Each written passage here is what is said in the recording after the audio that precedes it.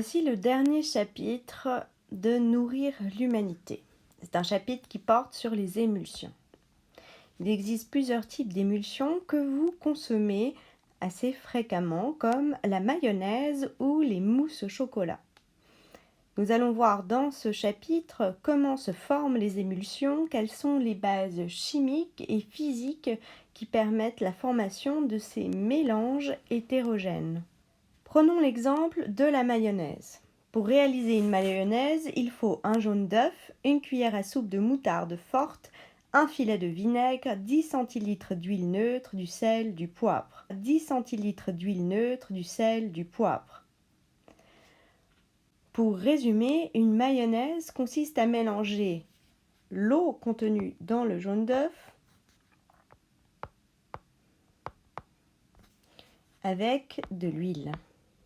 Comme vous le savez et comme vous l'avez déjà certainement expérimenté en faisant une vinaigrette par exemple, après agitation, le mélange d'huile et d'eau forme des gouttelettes d'huile dans l'eau.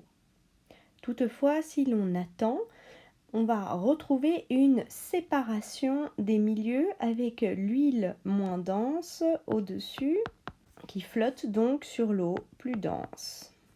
Ce mélange hétérogène est appelé non miscible.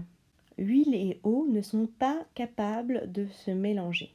Un mélange homogène, par opposition, induit un mélange stable des deux composés. C'est le cas par exemple de l'eau avec du sel ou du sucre. Si l'huile et l'eau ne sont pas capables de se mélanger, comment faire une mayonnaise? C'est le principe de l'émulsion. Les émulsions sont une association stable de deux liquides, généralement une matière grasse, ici l'huile, et de l'eau.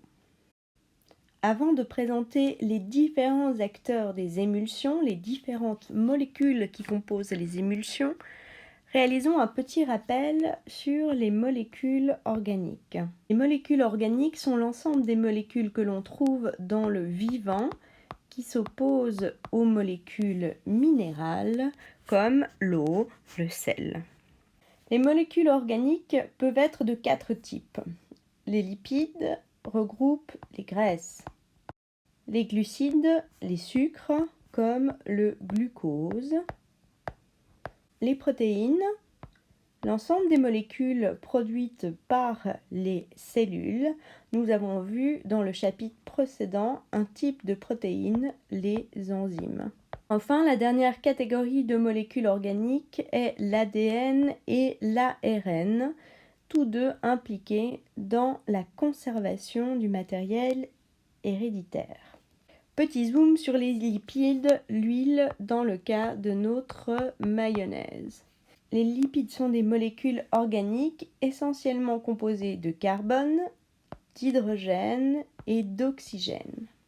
Les lipides sont insolubles dans l'eau, ils sont donc hydrophobes, car ils sont composés de longues chaînes hydrocarbonées. Comme leur nom l'indique, les chaînes hydrocarbonées sont composées de carbone et d'hydrogène.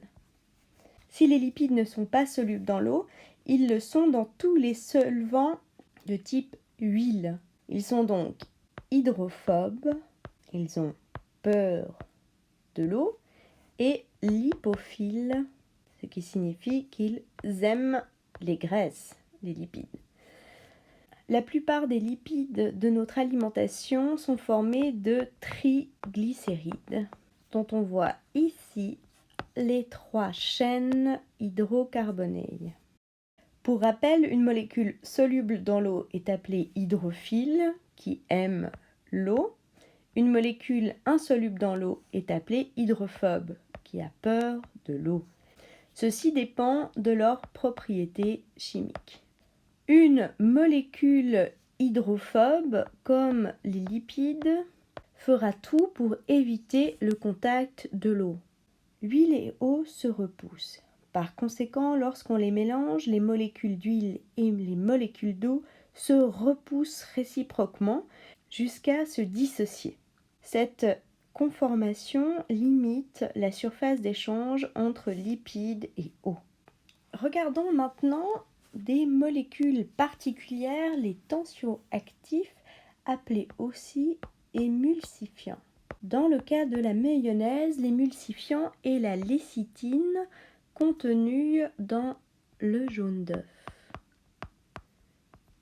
Comme vous le voyez sur ce schéma, la lécithine est composée de deux zones, une zone apolaire et une zone polaire.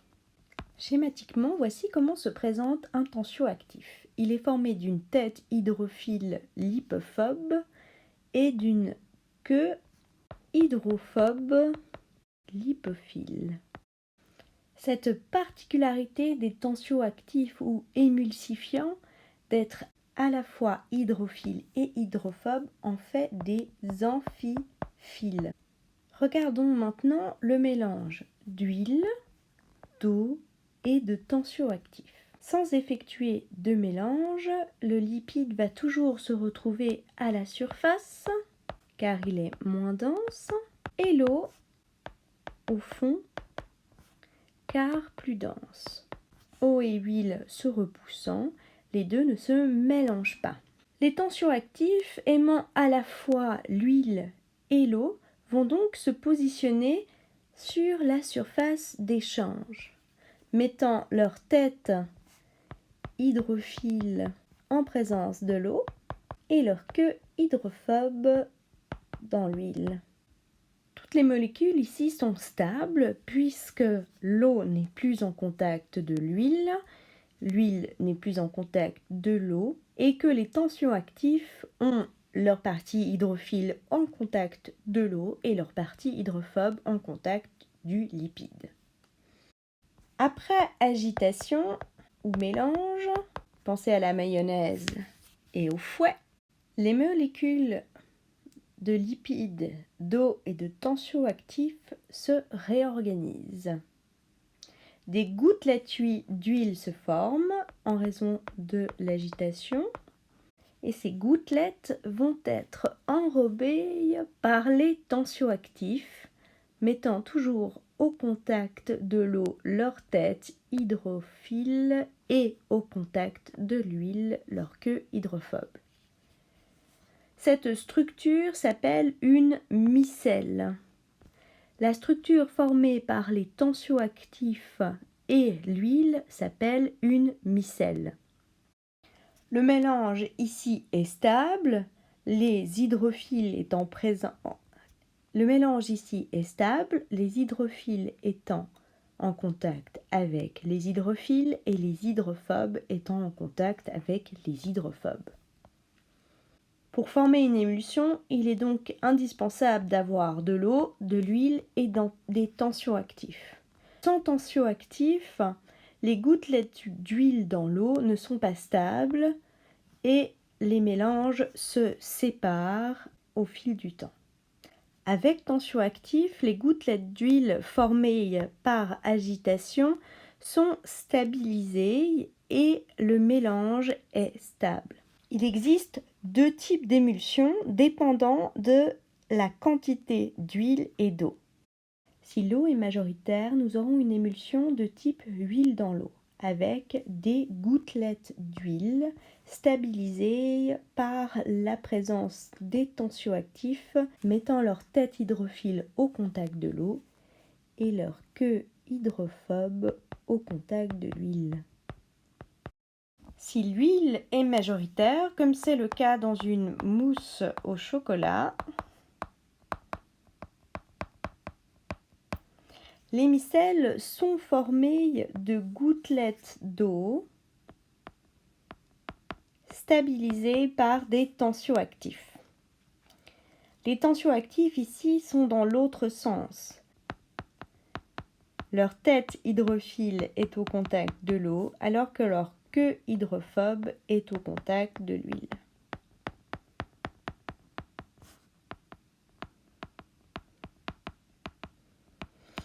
Il s'agit d'une émulsion de type eau dans l'huile.